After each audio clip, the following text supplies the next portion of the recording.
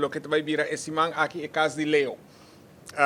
Caminha com prensa conjuntamente com o senhor Leo Vrolijk, lo lança a 19ª edição de exposição de prensa e Lens de Milwaukee.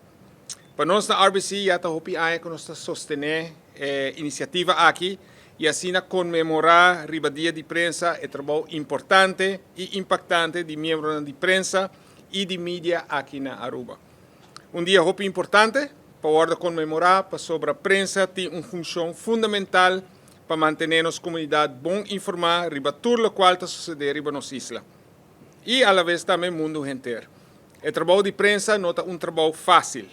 E algum trabalho chamado que é tarefa primordial aqui, qual talvez não. Essa aqui exige coragem, precisão, profissionalismo e dedicação.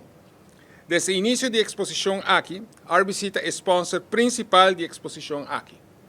E nós estamos muito orgulhosos de assim por contribuir na nossa prensa local com merecer nosso apoio. A exposição é uma mostra de profissionalismo e nós felicitamos o senhor Leo Vrolijk vez mais com a exposição aqui. E aqui tem uma dedicação especial na 4 membros de prensa, também 75 anos de Biblioteca Nacional Aruba, como também Fundação Rancho Aruba, celebrando 200 anos de Oranjestad. A pessoa em periodismo e fotografia que eu reconheci está a senhora Farah Buchhout, que se conosco presente, senhora Marianelis Ortin Nava Berry e senhor Hubert de Cuba. O prêmio de Gisby Franken está otorgado aqui na senhor Joshua Bryson, que também está junto conosco. Bem na vossa tour.